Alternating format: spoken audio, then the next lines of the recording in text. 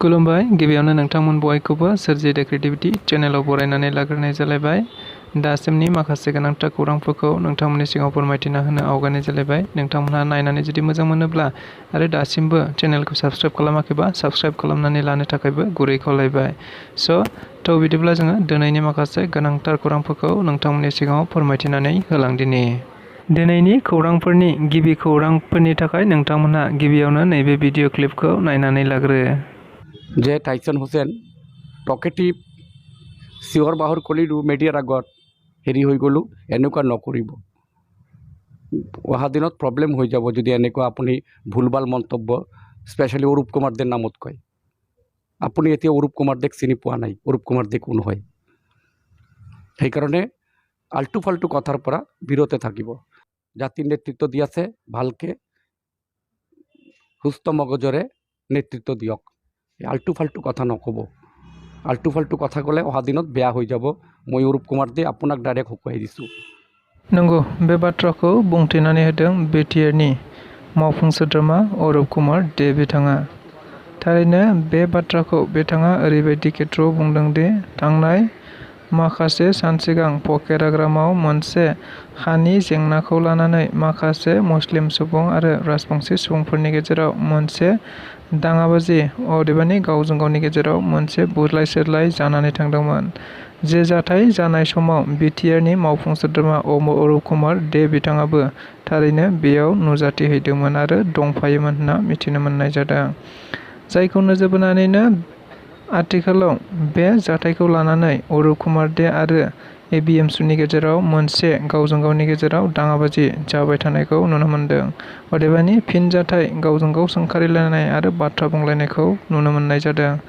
थारैनो बे बाथ्राखौ अरूप कुमार दे बिथाङाबो दाखालि टाइसन हुसैननि बाथ्राखौ लानानै गोख्रों रावजों बुंथिनानै होदों जि थारैनो अरूप कुमार देखौ टाइसन हुसैना दाबो सिनायाखै। ओंखायनो बेबायदि बाथ्रा बुंनायनिफ्राय गोजानाव था, नङाब्ला नोंथांनि थाखायनो बियो जेंना जानो हागौ। नंगौ, बेफोरबायदि गोख्रों बाथ्राजों बुंथिनायखौ जों बयबो खौरां बिजोंनि गेजेरजों नुनो मोननाय जादोंमोन। थारैनो बेनि फिननाय होनानैनो मैया ABMSU नि माखासे दैदेनगिरि बिथांमोना फिन जाथाय होनानै अरूप कुमार दे बिथांनि सायाव गोख्रोंथार माखासे बाथ्राफोर फिन बुंथिफिननायखौ नुनो मोनदों। जेराव बिथांमोना बुंथिनानै होनाय बायदिब्ला थारैनो अरूप कुमार दे बिथाङा गावखौनो मा सानदों आरो बेबायदि बाथ्रा लानानै थारैनो अरूप कुमार दे बिथाङा BTC नि पकेराग्राम ओनसोलाव जेरैबायदि हिन्दु मुस्लिम जोबोद गोजोनै थांनानै थादोंमोन, बेखौनो दायो अरूप कुमार दे बिथाङा गावजों गावनि गेजेराव हिन्दु मुस्लिमनि दावराव दावसि खालामनो नाजादों नामा? आरो बेबायदि खालामोबा बिथाङा थारैनो फेलें जागोन। मानोना बिथांहा बेबायदि मोन्थाय गैया जे सोरखौबा आसि थुनानै बुंनो हानाय। सिगाङावबो ABMSU नि आफादगिरि बिथांखौ गावथारखांबाय। बेबायदि जाथायजोंनो थारैनो अरूप कुमार दे बिथाङाबो लोब्बा दं नामा? अदेबानि फिन आरोबाव दायो ABMSU नि आफादगिरि टाइसन हुसैननि सायाव माबाफोर जाथाय जायोब्ला बेनि गासैबो दायनिगिरिया अरूप कुमार दे बिथाङा लानांगोन होननानैबो बिथांमोना गोख्रों रावजों बुंथिनानै होदों। बेनिखायनो फैबाय थानाय समाव अरूप कुमार दे बिथाङा बेबायदि ABMSU खौ बाथ्रा बुंनायनिफ्राय गोजानाव थानांगौ होननानैबो बिथांमोना गोख्रों रावजों फिनजाथाय होनायखौ नुनो मोनदों। MLA रकिबुल हुसैना गावनि MLA नि मासिखौ मैया एसेमब्लिनि बुंथिगिरि बिस्वजित दैमारिनि आखायाव गावनि लाइजामखौ होनानै एंगारनानै होनाय जाबाय होनना मिथिनो मोननाय जादों। मख'नो गोनांदि देग्लाय 2024 मायथाइनि MP बिसायख'थिखौ नोजोर बोनानै खुंनाय 18थि MP बिसायख'थियाव धुबुरी लक सभा बियाबनिफ्राय कंग्रेस हान्जानि दैदेनगिरि अदेबानि बिजाथि महरै रकिबुल हुसैन बिथाङा धुबुरीनिफ्राय MP बिसायख'थिखौ बादायदोंमोन, जेराव बिथाङा गासै भारतनि गेजेरावनो बयनिख्रुइबो बांसिन भट मोननानै धुबुरी लक सभा बियाबनिफ्राय MP जानानै थाङो। बिथाङा MP जाखांनायनि उनाव मैया गावनि MLA नि मासिखौ फिन आसामनि बुंथिगिरि बिस्वजित दैमारिनि आखायाव गथायनानै गावनि MLA मासिखौ एंगारनानै होबाय होनना खौरां बिजोंफोरनि गेजेरजों मिथिनो मोननाय जादों। दुलाराय बर' फरायसा आफादा हारिनि जेखि जाया खैफोदावनो हारिनि मोनसे रैखाथि महरै गसंथाबोदों। नंगौ, बे बाथ्राखौ बुंथिनानै होदों दुलाराय बर' फरायसा आफादनि मानगोनां आफादगिरि दिपेन बर' बिथाङा। मिथिनो मोननाय बायदिब्ला दुलाराय बर' फरायसा आफादनि बानजायनायाव दिनैनिफ्राय लानानै गाबोनसिम रायमनायाव मोनसे थान्दै जर'खा जथुम जागोन, जेराव बिथांमोना बे हाबाफारिखौ बड'लेण्डनि गिबि मुंख्लंखौ नोजोर बोनानैनो अदेबानि मार्टेस डे हिसाबै बिथांमोनहा बे सानखौ फालिनायाव खौसेथिनि सान महरै फालिगोन आरो बे सान फालिनायाव थारैनो दिनैनिफ्राय लानानै गाबोनसिमाव दुलाराय बर' फरायसा आफादनि आगुनि जेसेबांनाखि बारग' दैदेनगिरि अदेबानि आफादगिरि आरो गाहाय नेहाथारिफोर जालांबाय, बे बिथांमोनखौ गासैखौबो हांख्रायनानै बे सानखौ गाजा गोमजायै फालिगोन होननानैबो बिथाङा बुंथिदों। लोगोसेनो बे सानाव गासै 5,000 बर' रायजो राजाफोरा बाहागो लानायजों बे हाबाफारिखौ गोगोमै खुंफुंगोन होननानैबो बिथांमोनहा खौरांगिरिफोरनि गेजेरजों बुंथिनानै हरदों। बड'फा मिशन सुपार 50खौ लानानै BTRनि गाहाय मावफुं सोद्रोमाया बे मिशन आरो भिजननि सायाव माखासे बाथ्रा बुंथिनायखौ नुनो मोननाय जादों, जेराव बिथाङा बुंथिनानै होनाय बायदिब्ला थारैनो बड'फा उपेन्द्रनाथ ब्रह्मनि मुङावनो BTR सरकाराव फैजेननायनिफ्रायनो BTR ओनसोलाव गासै हारिनि सुबुंफोरखौ सुबुं सम्पद अदेबानि सुबुं धोन दानांगौखौ नोजोर बोनानै बे सुपार 50 खालामनायनि जोहै ओनसोलाव IAS, IPS आरो बेनि अनगायैबो डक्टर, इन्जिनियार बायदि बायदि गोजौ थाखोनि सोलोंथाइफोर लानो थाखाय गोरिब गुन्द्रा सुबुंफोरखौ फ्रि बेबायदि कचिं होनानै गोजौ थाखोनि सोलोंथाइ लाहोनो थांखिजोंनो बे थांखिखौ बड'फा मिशन होननानै बिथांमोनहा बुंथिनानै होदोंमोन। नंगौ, बेखौ नोजोर बोनानैनो दायो BTR सरकारनि बे बड'फा सुपार 50 मिशननि जोहैनो गोबांथार सुबुंफोरा अदेबानि फरायसा फरायसुलिफोरा जाफुंसारनो हादों आरो दायो बेनि फिथाइया बांसिननिफ्राय बांसिन जौगाखांबोनायखौ नोजोर बोनानैनो BTRनि गाहाय मावफुं सोद्रोमा प्रमद बर'आ बे बाथ्राखौ लानानै थोंजों खौरां बिजोंफोरनि गेजेरजों बुंथिनानै होदों। लोगोसेनो फैबाय थानाय समाव थारैनो बेखौ अदेबानि बेनि खाबुखौ लानो थाखाय BTR ओनसोलनि गासैबो गेजेर थाखोनि फरायसुला फरायसुलिफोर आरो दिथागिरिफोरखौ बे सुपार 50 मिशननि जोहै दैथायहरनो थाखाय खावलायहरनायखौबो नुनो मोननाय जादों। যদি এই অঞ্চলত তথা কোকৰাঝাৰ জিলাখনত যদি এজন বাংলাদেশী দেখাই দিব পাৰে, তেনেহ'লে অৰূপ কুমাৰ দে দেখাই দিয়ক, আমি ABMSUয়ে লগতে প্ৰশাসনক লগত লৈ আমি ধৰি দিবলৈ বাধ্য হ'ম।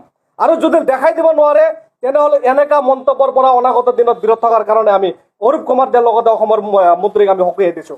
আৰু এটা কথা আপোনালোকে জানে, ইয়াৰ প্ৰতিক্ৰিয়া হিচাপে আমাৰ ABMSUৰ সভাপতি টাইছন হুছেইন ডাঙৰীয়া, অৰূপ কুমাৰ দে আৰু অসমৰ যিটো মন্ত্ৰীক অৰূপ কুমাৰ ডাঙৰীয়া যেনেকৈ মানে মিছগাইড কৰি ইয়াতে আনি আমাৰ মানুহখিনিক মানে তুচ্ছ তাচ্ছল্য মন্তব্য কৰি বাংলাদেশী যেনেকৈ সজালে, ইয়াৰ মানে প্ৰতিক্ৰিয়া হিচাপে আমাৰ ABMSUৰ সভাপতি টাইছন হুছেইন ডাঙৰীয়া এটা প্ৰতিক্ৰিয়া প্ৰকাশ কৰিছিল। আৰু তাৰ পিছতে যোৱাকালি আমি অৰূপ কুমাৰ দে ডাঙৰীয়াৰ মানে যিটো মন্তব্য দেখিবলৈ পালোঁ, তেখেতে মানে এনেকৈ এটা হৈ গ'ল, মানে তেখেতে যেনিবা আমাৰ BTC বা তথা কোকৰাঝাৰত তেখেতে ৰজাৰ নিচিনা মানে মন্তব্য দিয়া আৰম্ভ কৰিল আৰু তেখেতে ABMSUৰ সভাপতিক ভাবুকি দিব মানে আৰম্ভ কৰিল। আজি আপোনালোকৰ জৰিয়তে অৰূপ কুমাৰ দে ডাঙৰীয়াক মানে আপোনালোকৰ জৰিয়তে সকীয়াই দিছোঁ। ABMSUক লৈ আৰু ABMSUৰ সভাপতিক লৈ অনাগত দিনত এনেকুৱা ভাবুকি দিয়া মন্তব্য আপুনি বিৰাট থাকক, কাৰণ ABMSUয়ে যোৱা দিনতো যেতিয়াৰ পৰাই জন্মগ্ৰহণ কৰিছে এনেকুৱা অৰূপ কুমাৰ দেৰ নিচিনা EM বহুতেই BTC অঞ্চলত আহিছে গৈছে আৰু আপোনাৰ ক্ষমতা আজি আছে। অৰূপ কুমাৰ ডাঙৰীয়াক স্পষ্টভাৱে কৈছোঁ, আপুনি ৰাইজৰ প্ৰতিনিধি, আপুনি ৰাইজৰ হৈ কাম কৰক, আপুনি সমষ্টিৰ ৰাইজৰ কাম কৰক। আপুনি সমষ্টিৰ ৰাইজৰ কাম কৰা বাদ দি আপুনি BTC অঞ্চলত আপুনি কি এটা সাম্প্ৰদায়িক সংঘৰ্ষ লগাৰ কাৰণে এটা ষড়যন্ত্ৰ কৰিছে নেকি? আৰু আপুনি কয় উক্ত ঘটনাৰ লগত আপুনি জড়িত নহয়। এই ঘটনাৰ ভিডিঅ' ফুটেজ আমাৰ লগত আছে, এই ঘটনাত আপুনি প্ৰত্যক্ষভাৱে জড়িত আছিল আৰু আপোনালোকৰ জৰিয়তে দেখাইছোঁ আমি। এইখিনি চাওক, ইয়াতে অৰূপ কুমাৰ দে ডাঙৰীয়া নিজে মানে প্ৰত্যক্ষভাৱে জড়িত আছিল, এইখিনি আপোনালোকে চাওক। এই তেখেতে উচতনিমূলক মন্তব্য দি আৰু তেখেতে ৰাইজক তেখেতে মানে কি কৰিছিল, ৰাইজক তেখেতে আগবাঢ়ি দিছিল কাজিয়া কৰাৰ কাৰণে। ইয়াৰ কাৰণে কোকৰাঝাৰ জিলা প্ৰশাসন তথা অসমৰ DGP ডাঙৰীয়াক আমি অনুৰোধ জনাইছোঁ, ইয়াৰ ওপৰত এটা উচিত এটা তদন্ত হ'ব লাগে। এই ঘটনাৰ লগত কোনে জড়িত আৰু এই ঘটনা দি কোনে মানে ৰাজনীতিক মুনাফা আদায় কৰিব বিচাৰিছে। আৰু সকলো পক্ষকে মই আহ্বান জনাইছোঁ, এনেকুৱা ৰাজনীতিৰ মানে যিখিনি নেতা আছে যিসকলে বা হিন্দু মুসলিম বা বিভিন্ন জাতি জনগোষ্ঠীৰ মাজত যিটো ভাতৃত্ববোধ, এই ভাতৃত্ববোধ নষ্ট কৰাৰ কাৰণে যি ষড়যন্ত্ৰ সময়ে সময়ে ৰচি থাকে, এনেকুৱা নেতাৰ পৰা আপোনালোকে বিৰত থাকক। কাৰণ এই BTC অঞ্চলত আমি সকলোৱে জাতি জনগোষ্ঠী শান্তিপূৰ্ণভাৱে বসবাস কৰি আছো, আৰু এনেকুৱা ৰাজনীতিৰ লিডাৰ আমাৰ মাজত আহিব গুচি যাব, কিন্তু আমি সকলোৱে জাতি জনগোষ্ঠী এই অঞ্চলত আমি ভাতৃত্ববোধ ভাৱে আমি বসবাস কৰি থাকিব লাগিব।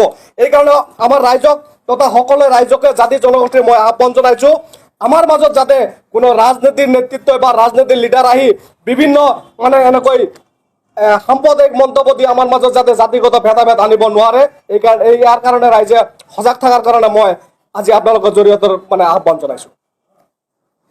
নাই, কিন্তু আপুনি ABMSUক লৈ ভৱিষ্যতে যাতে এনেকুৱা মন্তব্যৰ পৰা বিৰত থাকে, আৰু ABMSUৰ সভাপতিক এনেকুৱা ভাবুকি মন্তব্য দিয়াৰ পৰা যাতে আপুনি বিৰত থাকে। কাৰণ আপুনি BTCৰ EM আৰু EM ৰাইজৰ প্ৰতিনিধিৰ পৰা মুখৰ পৰা এনেকুৱা অভদ্ৰ আচৰণ, এনেকুৱা অভদ্ৰ কথা আমি কেতিয়াও বিচৰা নাই।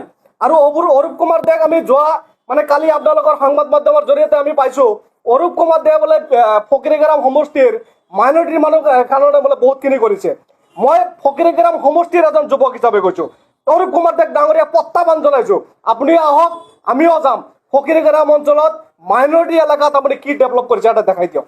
মাইনৰিটি বুলি নহয়, আজিৰ দিনত ফকিৰিগ্ৰাম অঞ্চলত আপুনি যেনেকুৱা প্ৰতিশ্ৰুতি দিছিল, ইয়াৰ 1% আপুনি পালন কৰিবলৈ মানে সক্ষম হোৱা নাই।